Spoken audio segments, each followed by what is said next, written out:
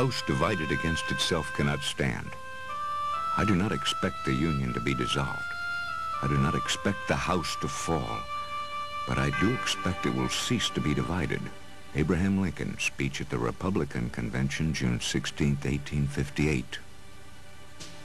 This is rapidly becoming a house divided. And you should all be ashamed of yourselves. It's about time you pulled yourselves together and called a truce to this civil war. And that's an order.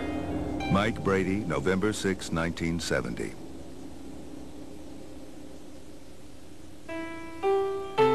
Here is the story of a man named Brady. Indeed, of the House of Brady. It is a singularly American chronicle, one that still strikes chords that resonate today.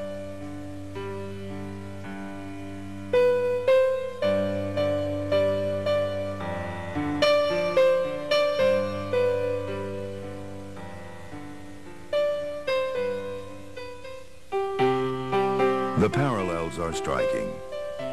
The Civil War pitted brother against brother. Brady pitted brother against sister. The Mason-Dixon line divided our nation.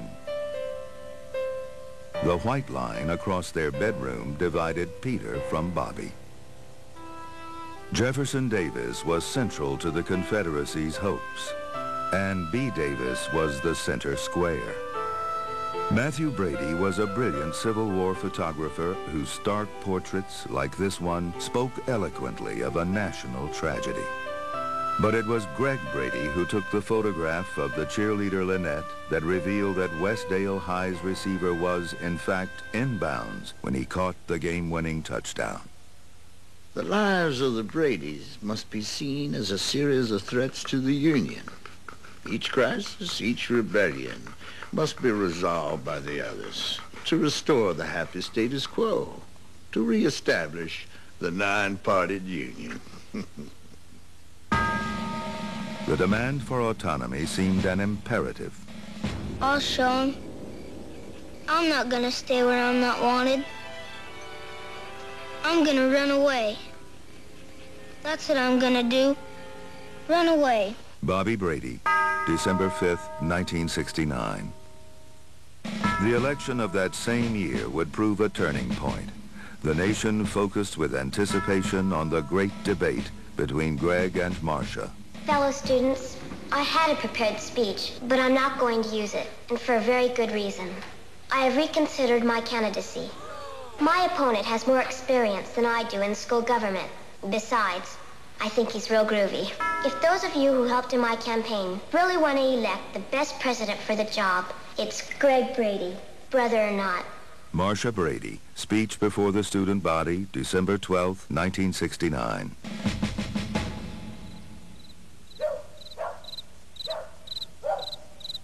October 24th, 1969. Jan seems to be allergic to Tiger, the boy's dog. Must Tiger be taken away? Must the boys make this ultimate sacrifice to the unity of the bunch? When the ensemble discovered that the allergy was not to Tiger, but to his flea powder, I think we all breathed a collective sigh of relief. Ironically, of course, Tiger made a few more appearances, so getting lost, hiding toys, but within a few months was gone, disappeared, without explanation.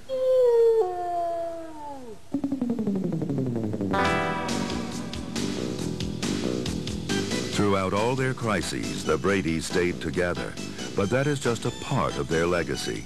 Today, it is hard to imagine a time when Brady was not a part of our daily lives, our national experience. But there was a beginning, origins that lay here in the bright, sunlit suburbs of Southern California. Elsewhere, 1969 was a year of turmoil. The Beatles broke up, and later in that same year, so did the Monkees. Dear Marcia, I want to thank you for your interest in my career. If I'm ever in town, I'll be happy to show you my appreciation anytime. With best wishes, your friend always, Davy Jones. Letter from Davy Jones to Marcia Brady. I had made a promise to you, you know. It was a real fluke that I happened to be recording an album in Marcia's hometown. I was just glad that I could help the prom committee by playing the gig. How much were the Bradys a response to the cultural upheavals of the era? How much were the Bradys simply a groovy family? I believe the Bradys healed America, providing a beacon of unity after the dark divisiveness of the 60s. Look at their world. The Hawks hated the Doves. The generation gap had just been discovered. Feminism even pitted male versus female by threatening traditional gender roles. Well, if we're all supposed to be created equal, I guess that means girls as well as boys. Marcia Brady, February 12, 1971. The boys learned to get along with the girls. The older kids learned to get along with the younger, encouraging us all to become, as a nation, a Brady bunch. It's all about healing, about recovery. The symbolic meaning is right there. Look at the architecture. Look at the stairs. That's right, 12.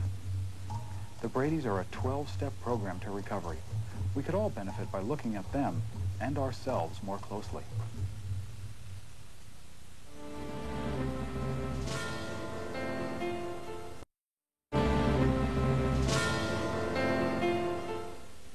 The Bradys were exemplars of unity, yet they were individuals. From Greg to Cindy, each Brady had unique rites of passage, their own problems to confront, their own lessons to be learned.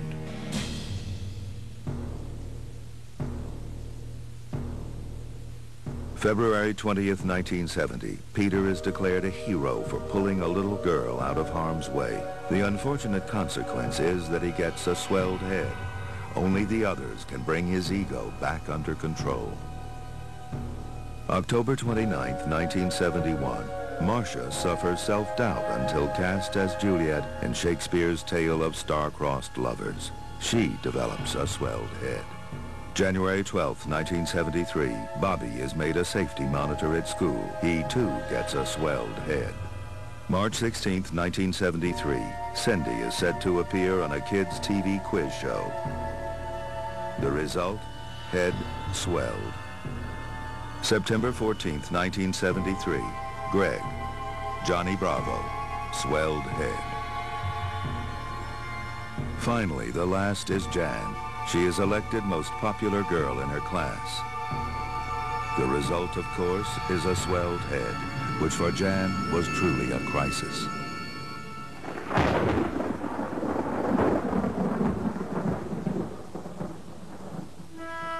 Jan's victory as Miss Popular is really rather extraordinary. More than any other Brady, her search for self was desperate and seldom hopeful.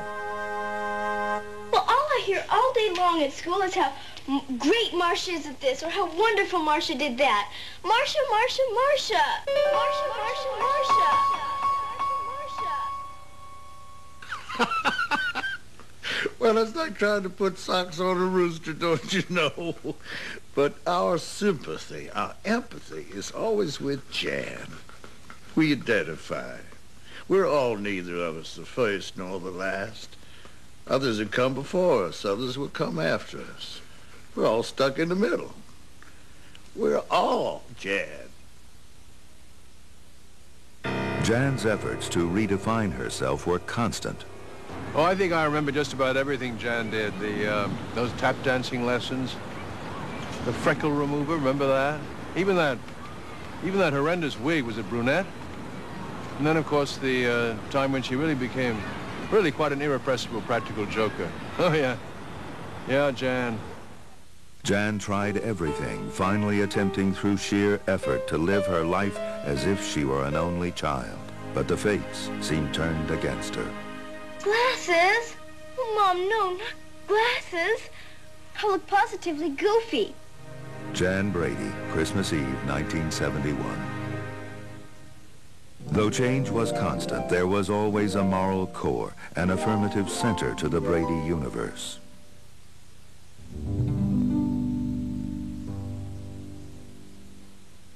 There was really only one time that Mike and Carol were pitted one against the other. You remember when little Cindy gets to be in a school play? She only gets one ticket, so only one parent can go. Well, this causes all sorts of problems. But nobody asks a real question. What sort of school is this? What sort of pea pickers would give all the first graders one ticket each? Mike and Carol were not only the moral, but also the emotional core of the family, always there for their children. No one is a better reverse psychologist than Mike. I'm familiar with reverse psychology, and I can assure you of his therapeutic expertise. Bobby wants to run away. Mike asks if he has any money. Makes sure he takes some food. Asks him what his plans are. Finally, Bobby asks in wonderment, "You mean you're going to let me go?" Mike's work is done. Now,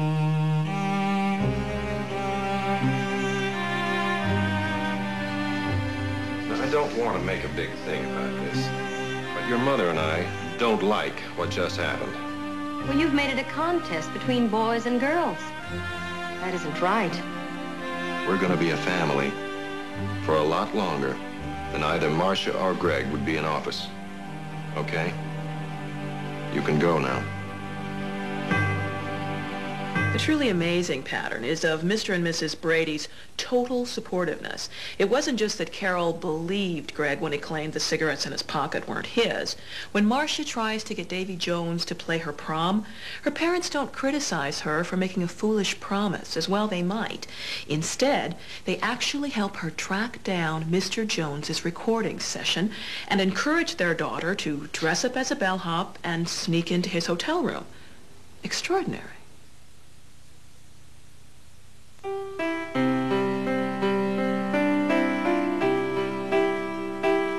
At whatever personal cost, few disagree that Mike and Carol were superb parents, dealing with a difficult family situation in which tensions were many. Though verbal sparring was common, casualties were few. But then came the Battle of Clark Tyson. After what you did yesterday when Clark and I were studying, and you came slinking in. You came in there on purpose, just to turn on your icky old charm. Jan, if boys don't find you attractive, don't blame it on me. The Brady's belief system did contain ambiguities. Jan's first crush, Clark Tyson, rejects her, and she thinks it must be the way she looks. Yes! My crummy face. Greg was right. Rotten freckles. She tries to purchase freckle remover. We expect the appearances are not important lesson, as in the glasses and braces homily. But in this case, Carol discovers the problem is the way she looks. When Carol suggests Jan wear a dress instead of looking like a tomboy, well, Clark flips for her. So how silly was the freckle remover, really? Essentially, Jan was right. It was the way she looked. Do we then need to re-examine the braces episode? Braces can't change the feelings of a real friend, and they could never change the feelings of those who love you. Carol Brady to her daughter, February 13th, 1970.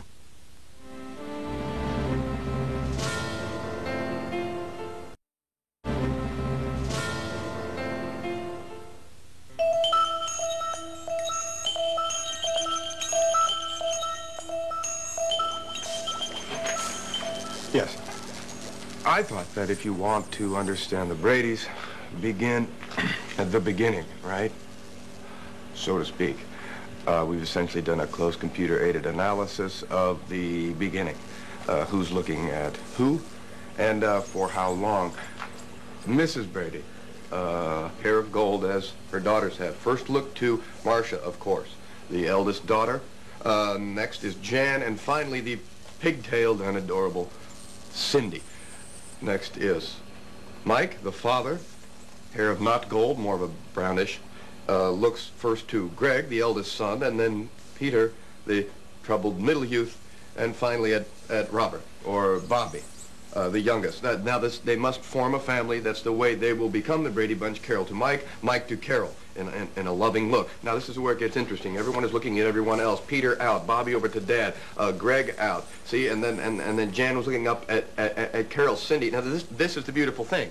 It follows exactly the curve that chaos theory predicts. It is random. Perfectly random. Now, the other things we're working on at the moment, we're trying to establish if there was a toilet anywhere in the bathroom. There doesn't seem to be.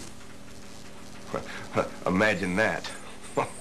The lawn is actually AstroTurf, but they do mow it on a semi-regular basis.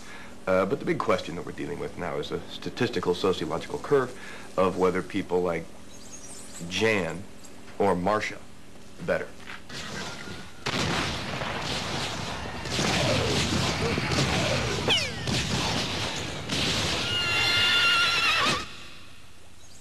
I like Jan, or Marcia. Personally, I like Marcia. She was more mature. I don't mean to seem ungrateful for the work that Marcia did with the fan club, but she was definitely groovy. But for me, all the time we were doing the show, it was Jan. It was always Jan. I've always been a pro-Marcia man myself. I mean, who wouldn't be? Marcia was ultimately about never being able to fit in and constantly trying to find her way. And Jen was always ratting on Marcia, which, you know, we have to overlook at some point. Actually, my favorite, is Cindy. The young Cindy, though. I wish she was that age now. Jan was a little psychotic. Marcia was a little flippant. I can't really make a choice.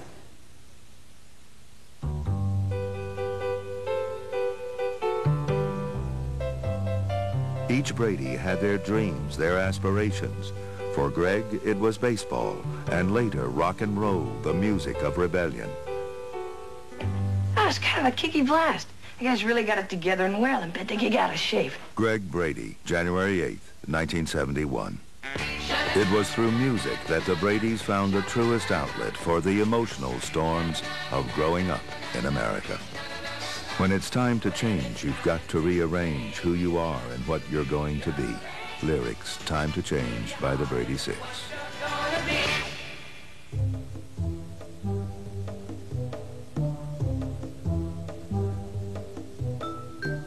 Another important musical influence was to be found in Hawaii, our nation's 50th state, and the Brady's second major vacation. Tiny bubbles in the wine make me happy all the time. Don Ho, August 4th, 1971.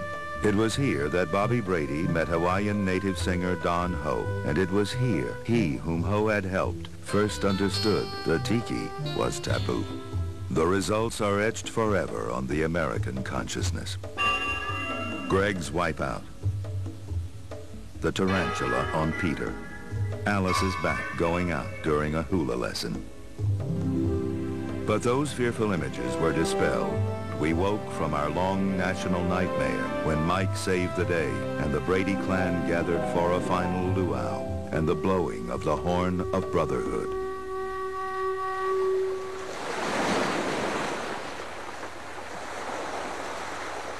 Was Hawaii a feast or farewell? Did Brady ever conclude?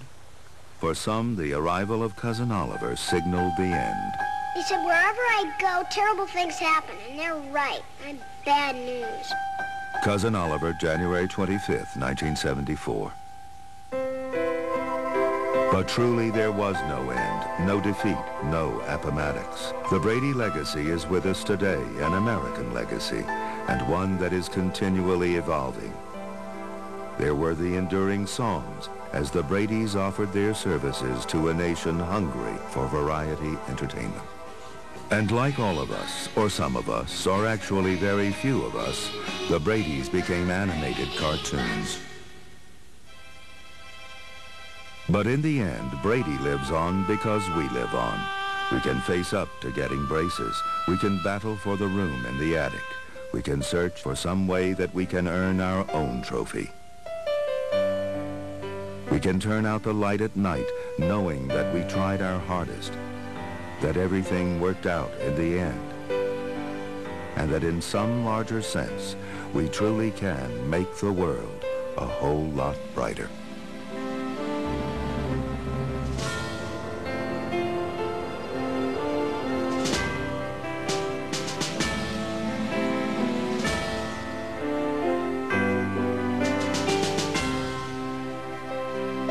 Human nature will not change.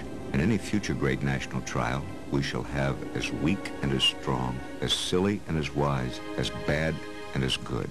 Abraham Lincoln, November 10th, 1864. I know, but what happens next term? What? When we have to stage the whole Civil War. Oh.